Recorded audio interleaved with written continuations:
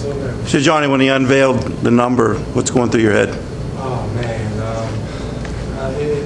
it's been just the road, you know, just having the privilege to play here at the university, first of all, and then being able to be a part of the team that transformed and turned the program around.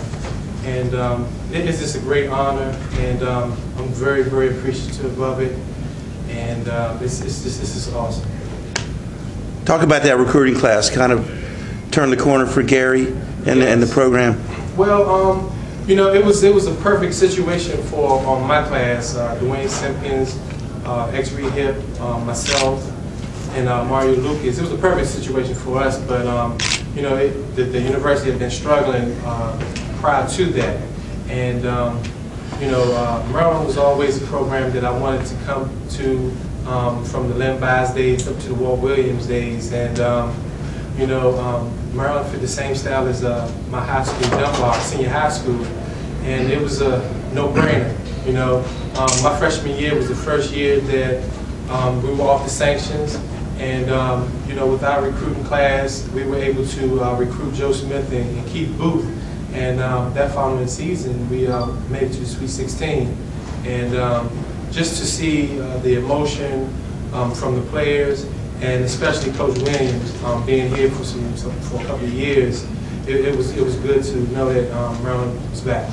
How important was it for you to share that moment with Gary? Oh man, it was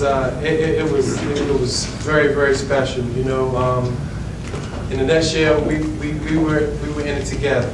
You know, we were in it together from my first year up until he retired. You know, he's had my back, and I've always had his back during my days and after my days. So it was just great.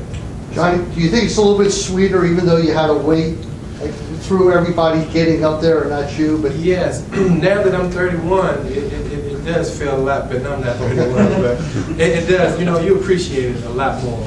You know, you appreciate it a lot more being a little older and a little more settled. You know, I'm just like I feel like I'm maybe 22 right now. This is how I feel, but you know, it's a great honor, and I'm just so blessed to be a part of it. Talk about being comparing tonight what happened, and you're going to be honored as one of the ACC legends at the ACC tournament. Yes, another great honor. It's just you know, I'm truly thankful to you know, to be honored as an ACC legend. I'm just lost for words. You know, it's a great honor, and not only having my jersey retired, but also being a part of the 2012 ACC Legends class is amazing. It's breathtaking, man. You guys have no idea how I feel, but I can't wait to get on that plane. Yes. What gave you your hunger or your drive to play defense, and do you see that kind of defense being played in the college game today? Well, you know, I think back in that era, you know, we were hungry. You know, we had a point to prove. You know, like I said, we had the sanctions and all those things, you know, being uplifted, and we had a point to prove. And a lot of that came from, and with me personally, came from my high school as well.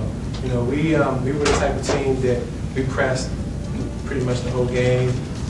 You know, we emphasized defense a lot. So it was just a great transition for me leaving Dunbar and coming here.